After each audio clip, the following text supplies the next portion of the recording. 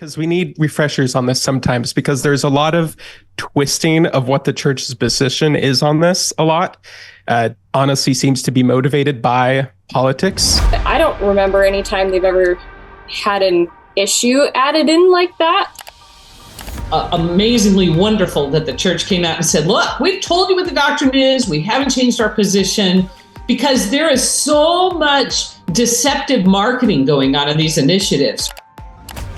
Until the conservative side of this argument can come to the center with the Church of Jesus Christ of Latter-day Saints, I forever see this being a problem that never goes away. Be the best, you gotta beat the best. Jeez. 200,000 babies a day. And I don't think we realize how staggering that is. And as Latter-day Saints, we still should be standing up to protect as many lives as we can.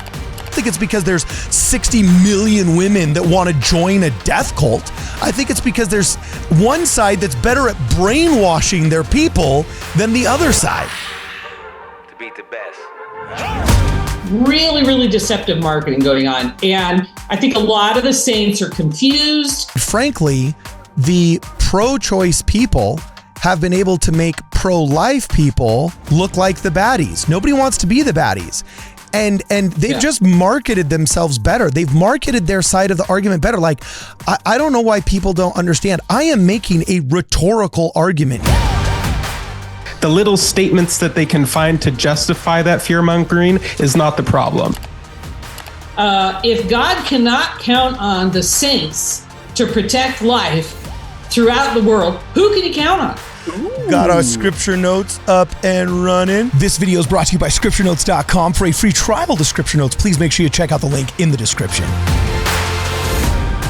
Welcome, ladies and gentlemen, back to Word Radio. I'm your host, Cardon Ellis. Today, I'm joined via Zoom by Jessica Spackman, Luke Hanson, and Merrilee Boyack, mom of Connor Boyack, friend of the program, to talk about this little piece of literature here. The church has reiterated its position on political neutrality, civil discourse, and abortion.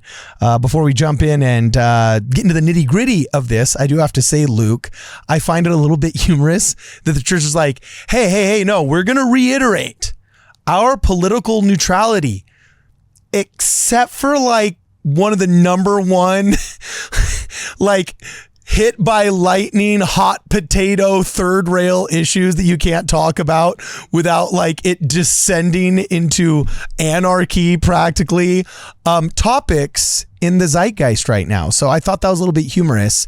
Tell us what's going on and who these new friends we have are.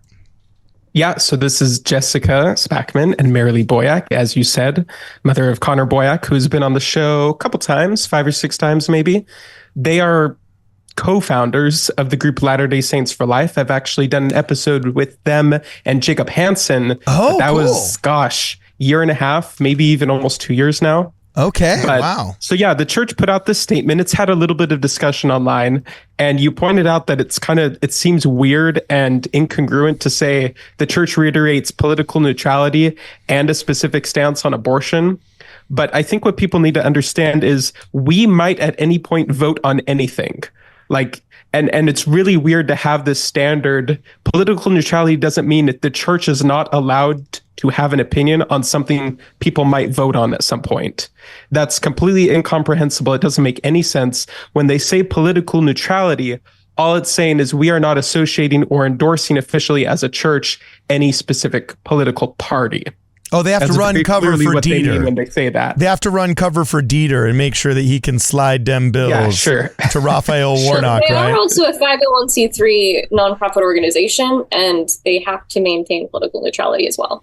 That's true. Like politically, pragmatically, they are neutral. They were not always neutral, but that's a history lesson for a separate time. But just in case anybody's freaking out that the church, how dare they express an opinion on a moral matter? That's why. That's what political neutrality actually means. So you're saying it's more party-based political neutrality, not issue-based political neutrality. Yeah, and more like pragmatic party-based political neutrality.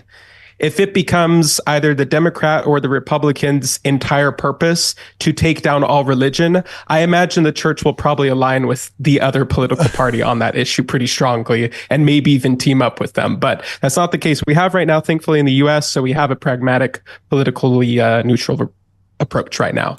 Okay, cool. Awesome. Okay, well, introduce us to our new friends and tell us what's going on, man. Tell us where we go wrong. I think we can just pull up the statement. It's a pretty short statement. Cool. And maybe have the two of you, one of you decide who's going to take it first, kind of walk the audience through, because we need refreshers on this sometimes, because there's a lot of twisting of what the church's position is on this a lot. Honestly, seems to be motivated by politics sometimes. And so, yeah, I'll just hand it off to you guys to say what you have to say. Okay, hit it. All right. I'd love to point out that, first of all, it's really helpful for members to understand the role of the church and its scope. So I appreciate the reiteration of political neutrality from the church. But the second paragraph on voting, I think, applies really strongly with the issue of abortion as well. The church states that it reiterates its encouragement for members to be active citizens by registering, exercising their right to vote, engaging in civic affairs, always demonstrating Christ-like love and stability in political discourse. I mean, we as members are not restrained from voting either, which I think is a big thing that comes up in the issue of abortion. And then we get to the third paragraph here that hits the issue head on of abortion. And I'll read that. With respect to several current U.S. state ballot initiatives relative to abortion and sanctity for life, the church affirms that its position on abortion remains unchanged. Quote, as states work to enact laws related to abortion, church members may appropriately choose to participate in efforts to protect life and to preserve religious liberty. If I might like to back out just a little bit, like it's really normal for the church to put out a political statement kind of like this, the first couple of paragraphs around the election cycle, but I don't remember any time they've ever had an issue added in like that. And for I don't think so. It says so much. Marriage. Have you talked about marriage? Yeah, when it was when we were working on marriage issues, you saw this as well. But as far as I know, this is the first time ever on abortion. Mm-hmm. Yeah. Oh, interesting. Okay. So what's this mean? Do you think that they're like, it makes sense. I mean, when you think about Roe v. Wade being overturned and you think about this issue being turned back over to the states, that's where the battleground is now, right? We're now back in grassroots, state-based, addressing this issue big time. And we have how many states? 1, 2, 3, 4, 5, 6, 7, 8, 9, 10 states right now looking at these initiatives to try to do that. And so I think it's really amazingly wonderful that the church came out and said, look, we've told you what the doctrine is. We haven't changed our position, because there is so much deceptive marketing going on in these initiatives. Really, really deceptive marketing going on. And I think a lot of the saints are confused. A lot of them aren't quite sure how to go on this kind of thing. And so I just think that this was a really powerful, clear statement of, we told you the doctrine, please vote accordingly. I think that was really, really beneficial. Mm-hmm. Yeah, to me, like, it seems like it's both such a bombshell and like kind of a nothing burger, because there's nothing new here. Just by saying all this together, I think is going to be eye-opening for a lot of Latter-day Saints. There has been pushback from other Latter-day Saints from this statement, but I feel like it hasn't been as strong as I kind of expected it to be. And I think just the way that it's been written, I think it might really be touching more hearts than we know, or than we can see right now. Really? So wait, what was the pushback that you were expecting that you didn't see, and why were you expecting it? And then also, how do you think that this is touching more people? Merrilee, do you want to talk about pushback? We get pushback on this issue all the time. Some of the polling that's been going on show that among members of the church, we have up to 50% that are claiming to be pro-choice, which is a lovely euphemism for pro-abortion. They try to hide behind that, and as we all know. But and so I think we expected a little more of a backlash on this But instead, it's been the normal players that would normally freak out over this kind of thing. They're all going to, have their say. But I think as far as the rank and file members, I'm sure that this caused them to kind of come back to center. You know what I'm saying? And to hopefully not be deceived by what's being said out there, and to kind of give them the strength that they needed to vote according to the doctrine. At least that's what we're hoping. So now hold on a second though. When you say like, oh, well, when polled, 50% of members say they're pro-choice. Well, isn't that, if you wanted to, like, you could describe to a certain degree the church's official position on abortion as being pro some choice, like in cases of rape, incest, the mother's life, you have to make a choice to terminate a pregnancy. And that's a choice that wasn't really medically available in the pioneer days. That's a choice that wasn't medically available in the 1600s and the 1500s. So I could see how an average bear, a normie, not in the know, they're in my aunt's ward up in Boston, and their family's been Democrats since the 70s. They voted for JFK, so on and so forth. And they know that, look, if you get knocked up, you should have the child because life is sacred and everything. But Aunt Janet, she in cases of rape, incest, or the mother's life, and this has happened to everybody at some point, whether it's some friend or some whatever, they know there's these minority cases that have to be protected. So that I could see how a not in the know normie might simply, out of voter confusion, say, oh, I think the church's position is pro-choice, because it's kind of neither. There's the pro-choice people that freaking love abortion like it's like the latest Gucci handbag, and they practically want to go get pregnant just so they can have an abortion. And then you got these psychos over here who say, if your wife is going to die on the operating table because of a life-threatening hematoma, even though the doctor's saying, to save your life, I need to terminate this pregnancy, they're like, oh, hell no, we won't go. So we've got like these two psychotic fringes on this argument that refuse to come to any kind of tasteful center. And the only people doing that, in my mind, are the people in the Church of Jesus Christ of Latter-day Saints that say, look, it's a medical necessity in these three cases. Other than that, abortions of convenience are morally incorrect against the Ten Commandments. Like, nobody else is willing to just say that. I think that, okay, we can name the people that are like abortion completely loud in every single case and possibly even celebrated.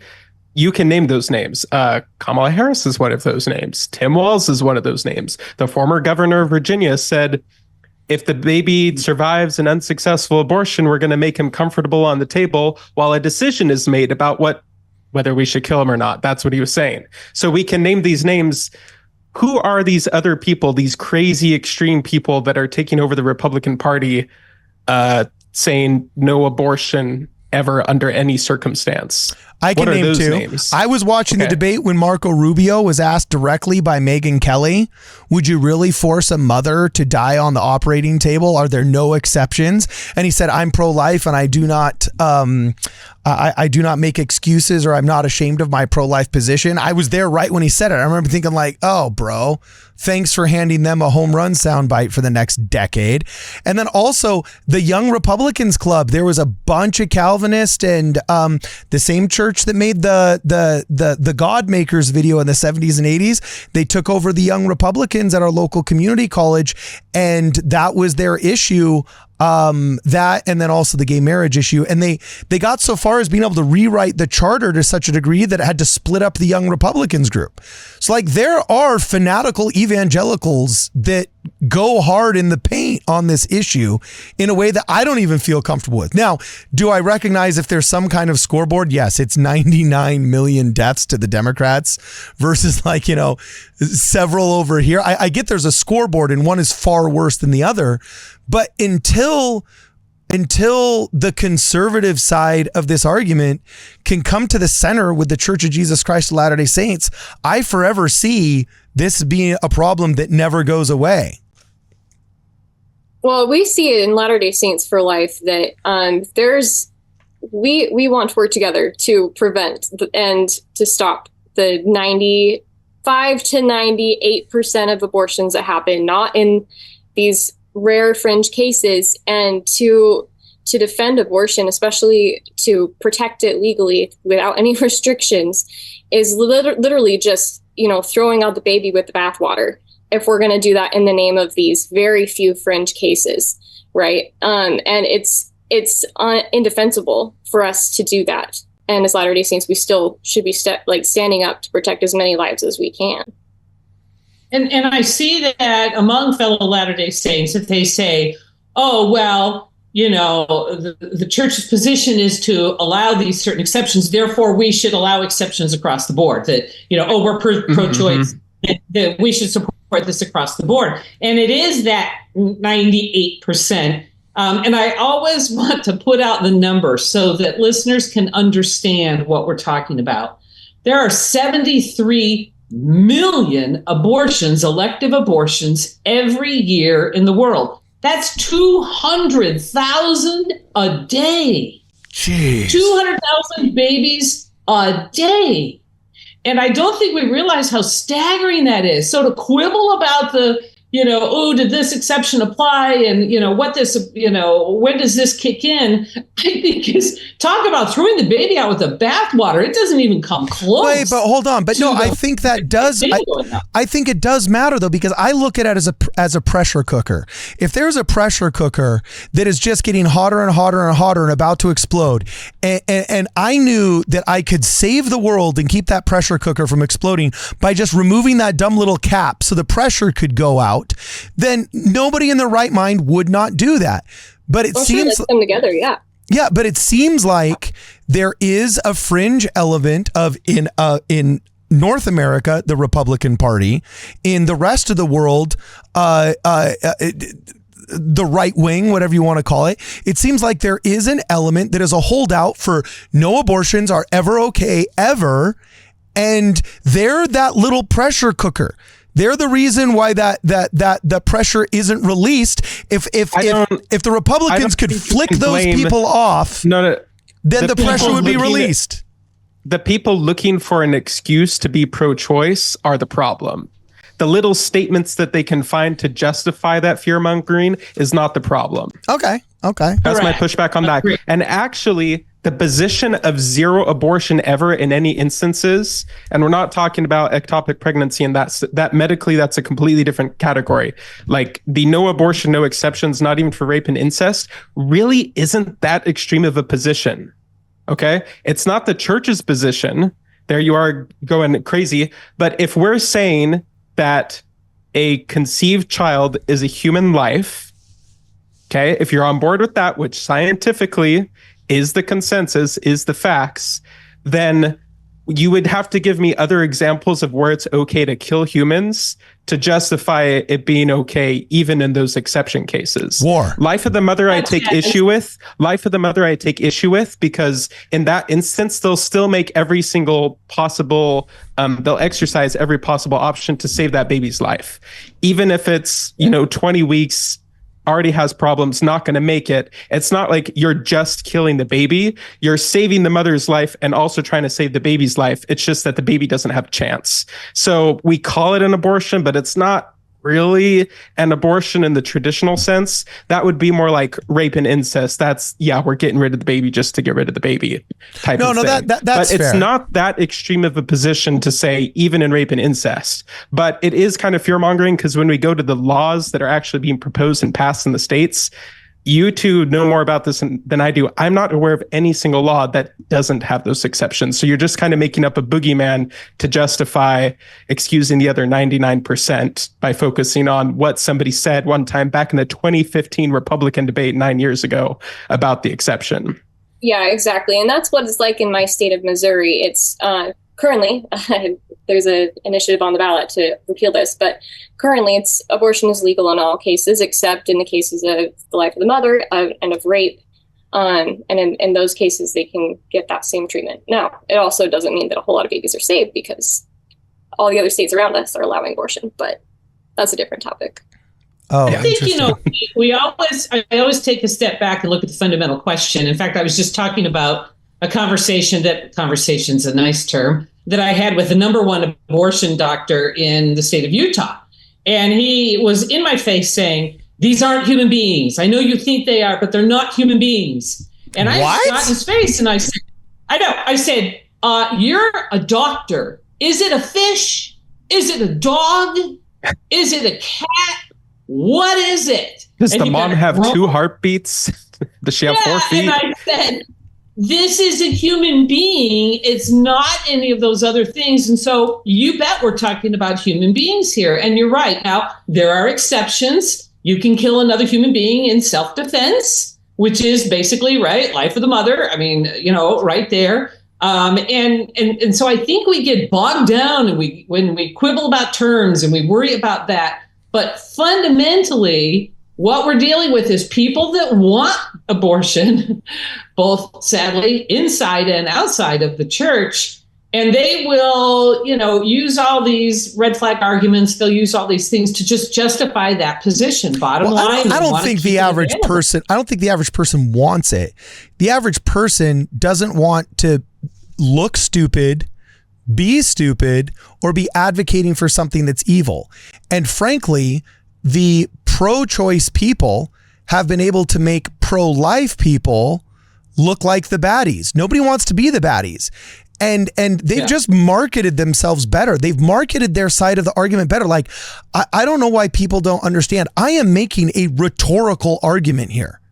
I am saying the rhetoric and the propaganda of the pro-life side of the argument has been lacking, underfunded, ill-conceived, poorly executed for 20 years. So why are we surprised when the average normie girl that pops out of high school and community college now is thinking that like, oh yeah, like I'm pro-women, so I'm like pro-abortion. I'm also pro-Taylor Swift, and I also really like yoga pants. Like, I mean, they've made it so commonplace that if you're a good and a hip chick and a feminist, that you're pro-abortion, that now it's the de facto position of a normie. That's how bad the rhetoric on one side has been opposing the rhetoric. I don't think it's because there's 60 million women that want to join a death cult.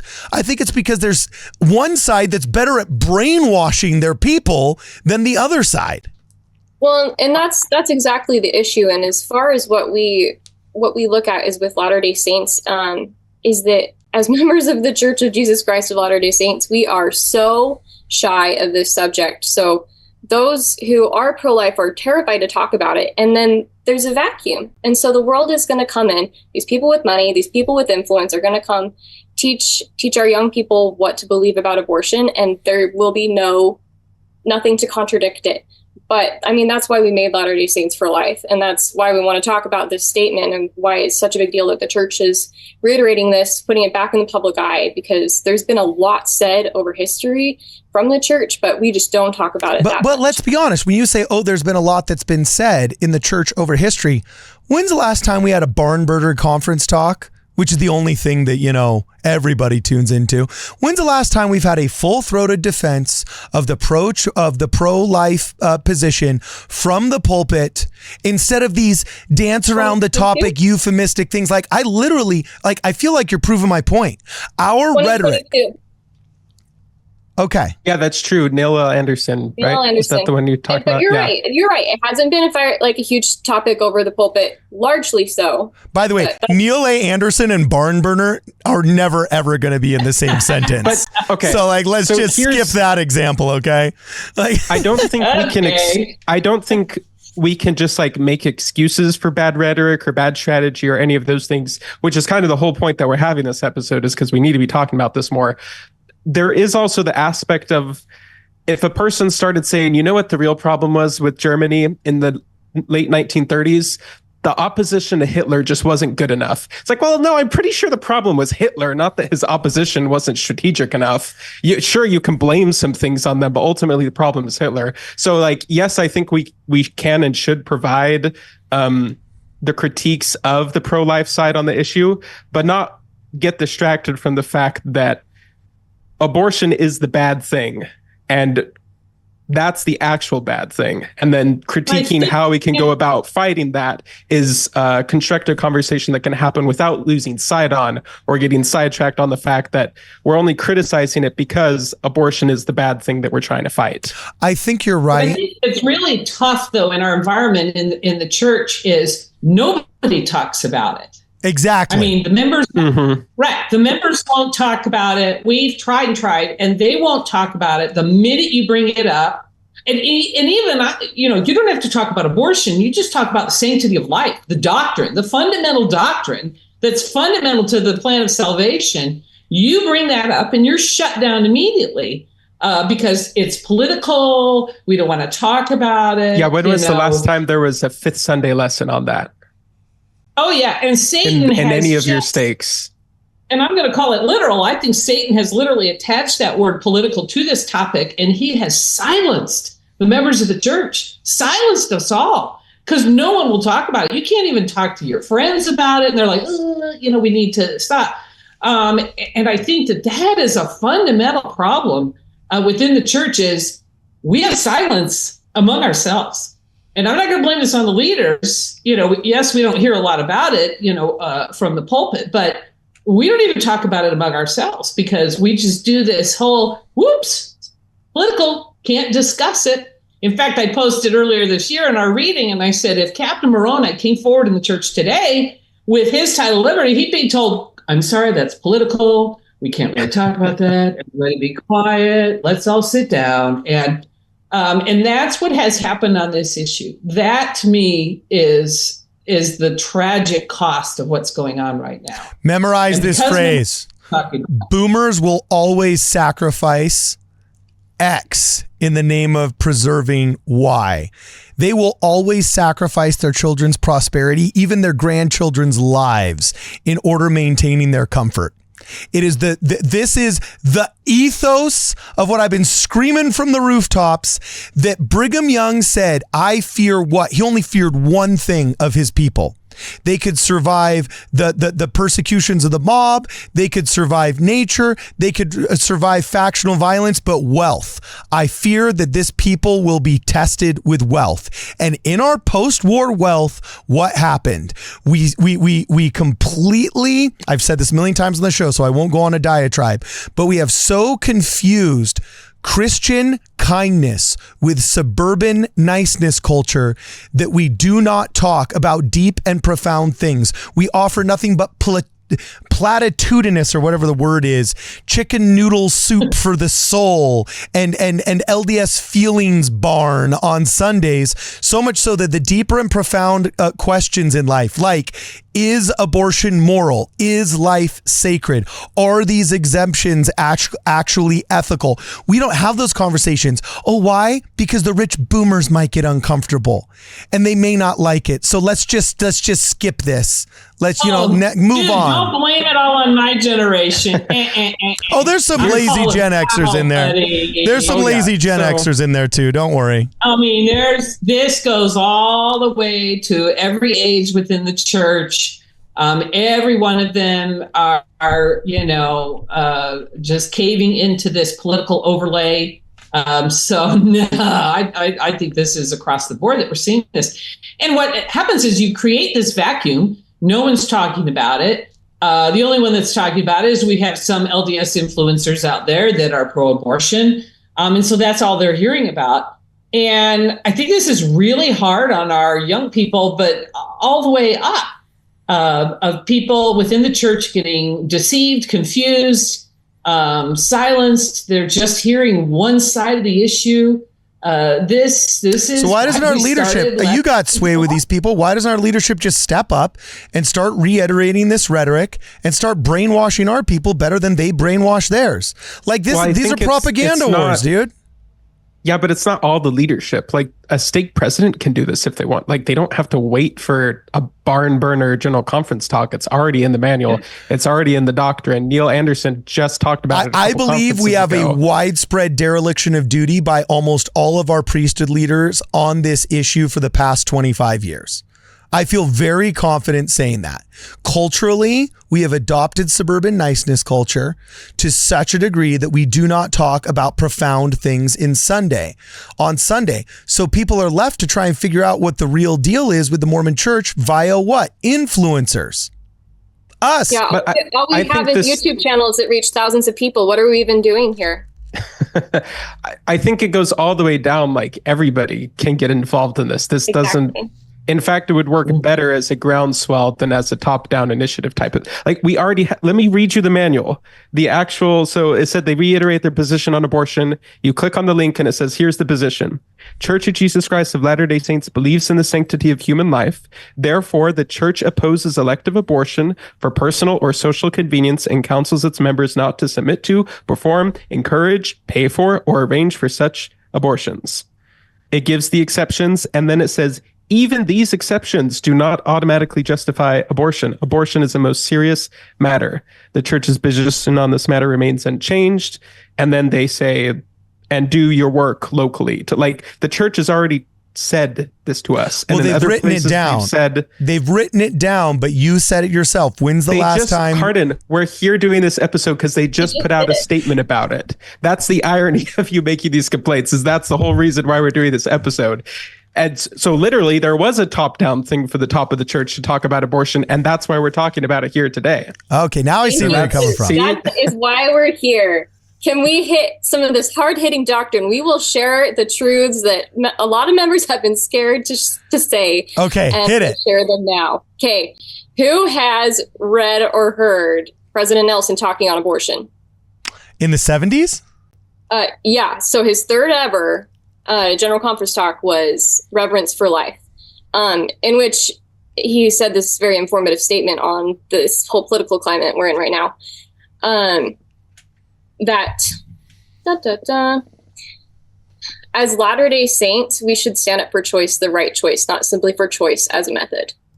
And in 1987, he said the wrath of God is provoked by governments that legalize abortion. Ooh, he said that? My favorite quote, the wrath of God quote, my favorite. You want to talk barn burner? Dude, I have a newfound respect for freaking Russell M. Nelson, man. I mean, it's humbly my favorite prophet. Definitely go explore Lessons from Eve, Abortion and Assault on the Defenseless article from him as well. I mean, I feel like he said almost everything that you can on the topic. He goes through and debunks all of the common talking points, and we just need to repeat it. We need to go back over it. I found it interesting in his talk where he was like, he basically like apologized for having to talk about it, and then said, and because I know younger people listen to this, I'm going to say it in terms that will be acceptable to them. But like basically saying the adults are going to know what I'm talking about. The younger people aren't going to know what I'm talking about. And I think if you're looking for it from General Conference, you have to be cognizant, like there are 8 and up-year-olds, but even like little kids. Yeah. So if you know, mommy, what's Apostle so-and-so talk? Oh, he's talking about killing babies. Keep coloring your picture. Like, so to think that we should get it hit upon a lot in General Conference, I think it's an important topic, but it's more of like an important topic to discuss in Fifth Sunday lessons and well, that's what I was going to ask, and that kind of stuff. Is that troubles me that 50% of members of the church are supposedly pro-choice. If that's how they report their positions are without being confused. Does that make sense? So that stat troubles me. What should the church do? What would you prescribe so that stat goes down and active members of the church actually know what the moral position is and adopt it? I think the members should learn the doctrine we already believe. Look on our website, latterdaysaintsforlife.org/library. We found over 300 sources that either talk directly about abortion or help us to understand what we already should believe. If you have a firm understanding of the plan of salvation and you've read the words of the prophets, it's a non-issue. Like it doesn't shake you. Nothing is confusing. But if we're not spending time learning what the church says, and as members, we're not spending time talking about it, and we just kind of like hide it, then we're going to forget about it, and we're not going to share that. So anybody And watch? I think it's really critical that we teach our kids. You know, they're getting besieged all day long with social media, major media, public school. Even if they have comprehensive sexuality education, which is in 43, 47 states now, they're getting that all the time. And so I think it's really important to have some very, very clear conversations with our children, teach them the doctrine.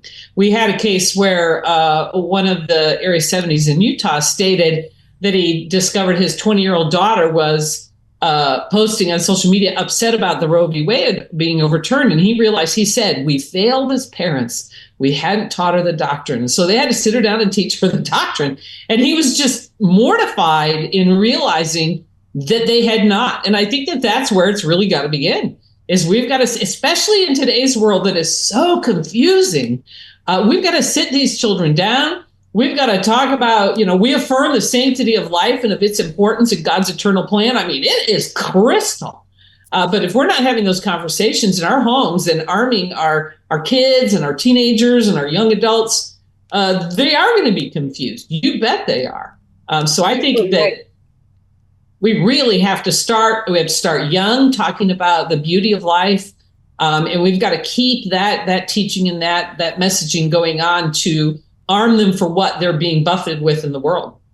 Exactly. We're a home-centered, church-supported religion. And by the way, for viewers who want to know how to get started with that, we also have a set of free home evening guides you can find on our website as well. Wow, so you're like Kate Kelly. Cool. You're like Kate Kelly, but just for pro-life. You got your own discussions on your website. You know what I'm saying? Oh, this is awesome. So my last question is this. You two have been fighting the good fight for a long time, Merrilee and Jessica. Is there any hope for the future on these statistics? Is there any hope for that 200,000 a day going down? And I mean, I don't see any kind of widespread adoption of Christianity overnight happening in America's crystal ball in the near future. But I'd like to think that in the long run, there are trends that ebb and flow. I'd like to think that the past 20 years of abortion have been a trough and not, been the top of a curve. Is there any hope of that 200,000 a day going down and people just coming around to understand, like Bill Burr has come around? You saw his stand-up act about the bun in the oven, how you were baking a cake and then you took out the cake and you threw it on the ground. You're like, hey, that's my cake. No, it's not a cake. Well, it would have been if you would have let it cook for a little while longer. He had actually a kind of very funny and moving stand-up routine that many pro-life people could consider to be a very good pro-life argument. And he's seemingly come around from the de facto pro-choice position. Do you see any kind of macroeconomics kicking in here on people's decision-making? You might not like my perspective if you want macro. I think the world changes in hearts and in homes. And the Lord can make big changes in nationwide, but it starts in the home. And if he can't count on us as members of his church to be the heart of that change and to be pushing that in our own families and in our own communities, then no, I don't think there's a whole lot of hope. But I do believe in the future of the church, and I believe that Zion will continue to move forward, that God is preparing his people. And I think there is hope for many lives to be saved. And tragically, they're going to be a lot lost along the way. And we need to pray and work together with friends of other faiths. We need to vote. We need to be showing up to preserve those lives. But it's going to start one by one. Yeah. So I think it was you, Jessica, went through and found some comments from people who are probably in the church, or at least are trying to make arguments as if they're coming from the church's perspective on this, to, I call it copium, to cope with the fact that the church put out this statement. So it's in the Discord, Cardon. Okay, I'm going to the Discord. Just as a note, you guys aren't going to be able to see this because Cardon's recording software and the Zoom call are two separate things. Okay, so I'll start from the bottom up. Let me see. What do we got? Your Norwegian sister. Oh, okay. A lot to say. Yes. We might need to break that one up. So basically, yeah, I can just kind of go through and summarize it. So they had a couple of points that they wanted to point out, and they said, abortion is not murder. The church states this. Okay. So I actually have a thing that sparked my mind right when Cardon was saying the cake thing. The church actually doesn't have an official teaching on when the life of when the spirit and the body come together. But just as it would be wrong right when a person dies to like chop them up and use them as fertilizer, how that would be a form of evil, actually, because it's disposing, it's not showing reverence for life. And so much of what we do is actually showing reverence to the things that are due reverence. So you can make this argument that, well, the church didn't say that they have a spirit, so that means we can assume that they don't have a spirit, so that means it's okay to abort it still. No, you're making many logical leaps. Yeah, you're making many logical leaps. Even if the baby isn't alive and like the spirit and the body have been joined together since, that's still a human body. And unlike the dead person, it's a body becoming alive. So it's even, so what you would think was unthinkable to do to a dead body should be even more thinkable to do to a developing body, even if you think that it's not all the way alive yet. Wow. So that's that one for me. Okay. I don't know if you have anything to add to it, Jessica. I was going to go directly to President Nelson, who does state in Reverence for Life, quote, "So far as is known, the Lord does not regard this transgression as murder. And as far as has been revealed, a person may repent and be forgiven for the sin of abortion." However, he also cites the Doctrine and Covenants scripture that says, "Thou shalt not kill nor do anything like unto it." Even if it's not necessarily quote unquote murder, it is either some form of killing or very close to it. It's murder adjacent. It super doesn't mean it's okay. We have white adjacent and then we have murder adjacent. Yeah. Wow. I didn't know that. Okay. Because so it's not really helpful to call like abortion is murder, like put that on a sign. It's also kind of a political term, like first degree murderers, like whatever. I mean, it's got a legal definition overlay to it, but it is the ending of a life who did not ask to be ended. I mean, okay, we can quibble over terms, but you get these red herring arguments where they try to construct this to make it okay, and it's just not okay. Yeah, so not okay. All right, next one. Let's hit it. You can absolutely be against abortion, but be pro-choice. It's not for you to decide what other people should do. You're only responsible for yourself. And my brother's keeper. Oh wait, I added something onto that. My bad. Okay. Oh, yeah, I was about to say that doesn't seem to hold water. Okay. Well, like I advocate for fentanyl and methamphetamine abuses, but I don't do it. But I sling the dope. You know what I'm saying? I just sell. Let them do what they want to with it. Like what? Well, and I always take that to the next step with these young adults, and I say, so if the woman was tired and she wanted to kill her 3-year-old, which many moms have contemplated on any given day. I digress. That's okay. She has a choice to do that. I'm not going to tell her what to do. I'm sorry. Those arguments just fail. Yeah. And it's just like, what's the Venn diagram of the people that were advocating to mandate masks and are also saying they should be like, I'd be interested to see how big that overlap is. Well, what it brings up is like the only like really consistent political worldview you could have is like anarchist or nigh unto it. Because there would be almost no precedent to have any legal intervention for almost anything. Any moral law. Not to mention we have doctrine. I mean, the Family Proclamation says we call upon responsible citizens and officers of government everywhere to promote the measures designated to maintain and strengthen the family as a fundamental unit of society. In that same document that we affirm the sanctity of life as part of that doctrine of the family. So like we, as Latter-day Saints, we should believe that we are supposed to maintain the family and preserve life as part of our civic duty. And that's kind of also what the whole statement from the church talked about as well. And you get these comments and, for a member of the church, we understand the plan of salvation. We know what's happening here. This is a brother or a sister trying to come to earth and gain their mortal body. Hello. And so all this mental gymnastics and verbal gymnastics that they're trying to go through to say, ending that person's or interrupting that person's path to mortality is okay. They just don't fly. They just don't fly when you compare to the doctrine. So why though? Also, do we want him for the wrath of God for legalizing abortion? Do we want that on our government? No, we don't want that. Yeah, so why am I only hearing about this now? I've been a lifelong member of the church and I didn't even know that was a quote. You'd think that if lazy learner. Because you've never been to LatterdaySaintsForLife.org. Okay, Hey, there you go. yeah, but no, but I mean, I brought this. They've reprinted in the when it was the Ensign. They've reprinted some of his talks on this issue, so it's out there. No, but there's something wrong with our culture if we've all heard that stupid, like, oh, when people find out that you were alive during this time, every knee shall bow and they'll think you're great because you're alive in the latter days. We've all heard that pseudo-historical quote. We've all heard the stupid bucket of cream story a bazillion times. Why haven't we heard the wrath of God if you bring too much abortion to your local municipality, quote, 50 times?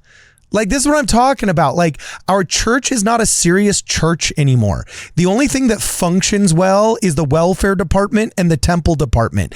Everything else has just descended into these this LDS feelings barn platitudes that is just like, it's just pathetic.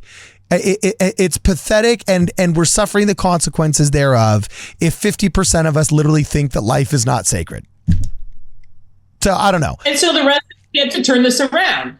The people like us get to turn this around. I mean, I think it's up to us to just drag this back and say, I'm sorry, I believe in this doctrine. I'm going to be out there. I'm going to be talking about this vocally. I'm going to be teaching it and preaching it everywhere I can.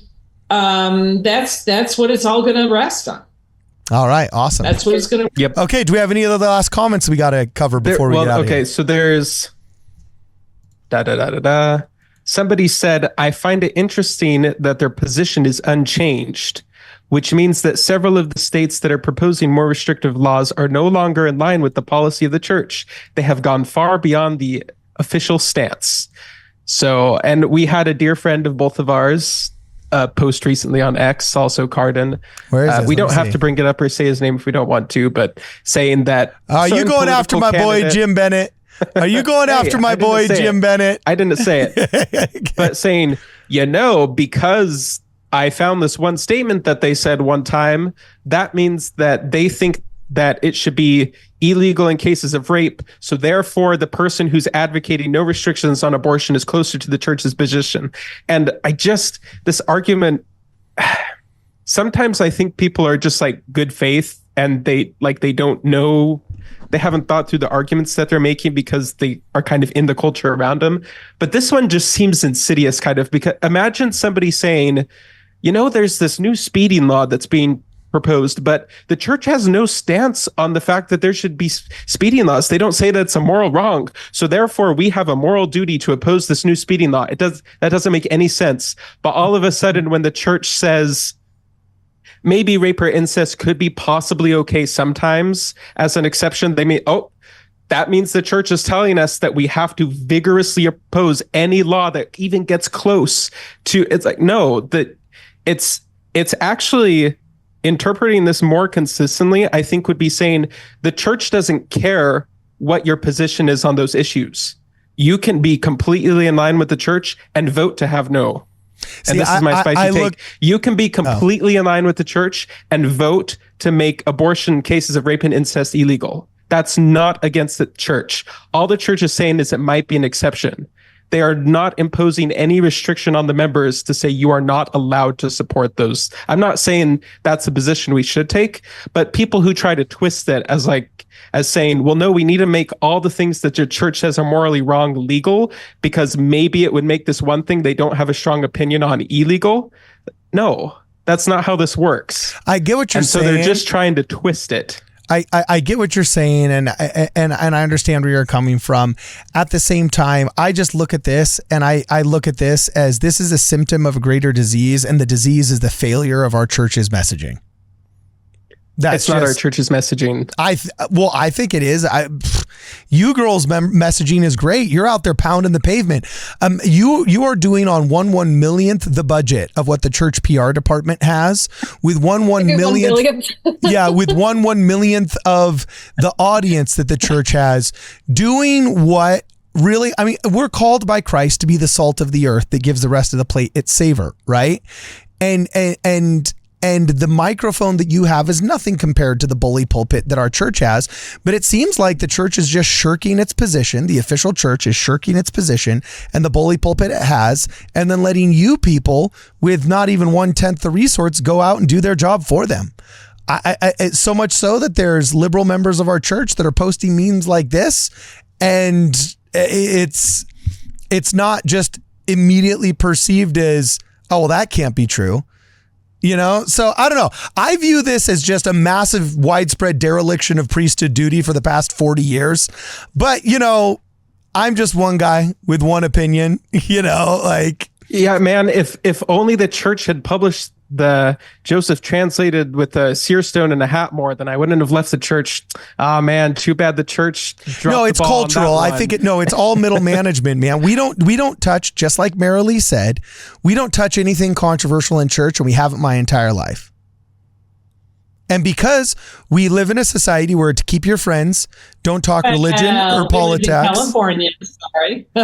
Okay, well, no, actually in California we do. You're right. We're forced into it. But it's just, I'm saying suburban niceness culture has really cost us.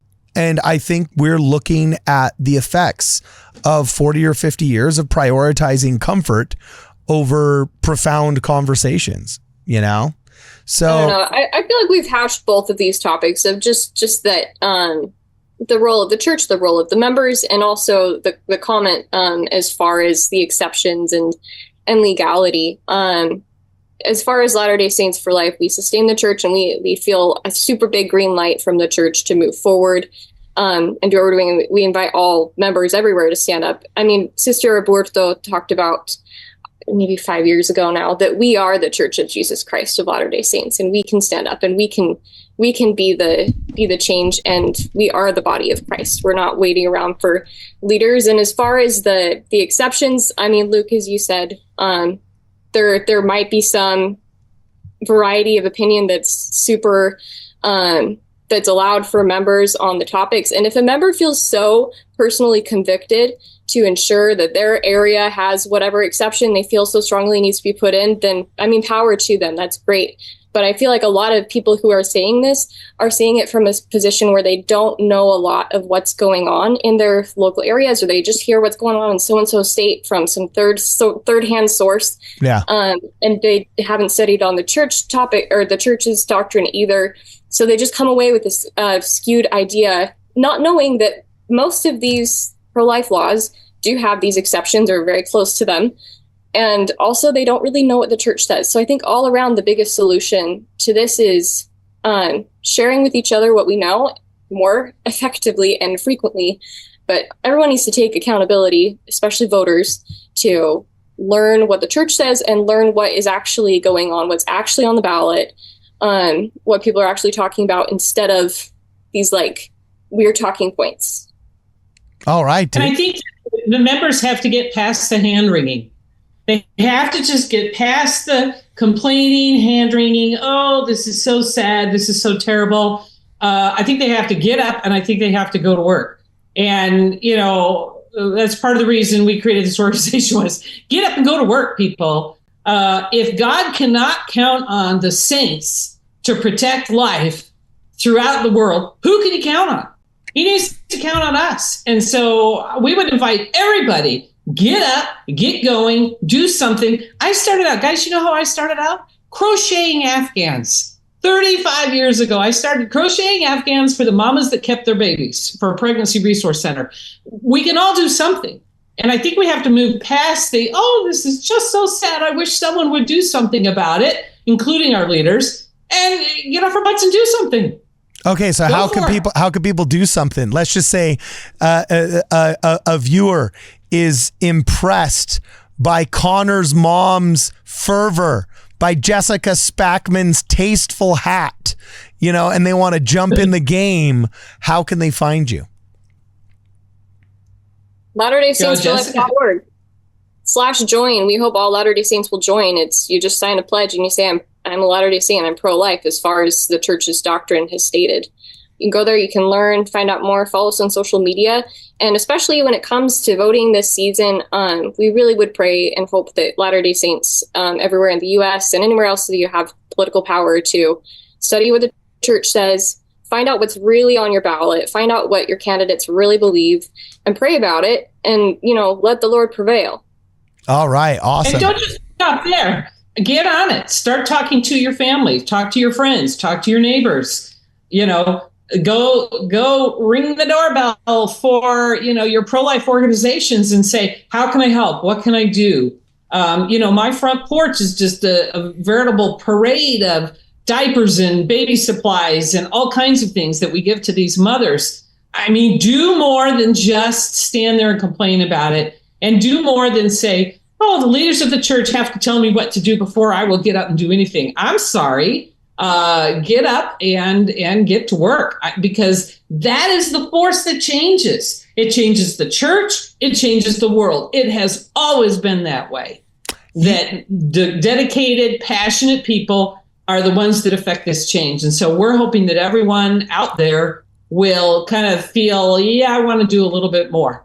I want to do something. And all you have to do is reach out to us, reach out to other organizations, and get to work, frankly.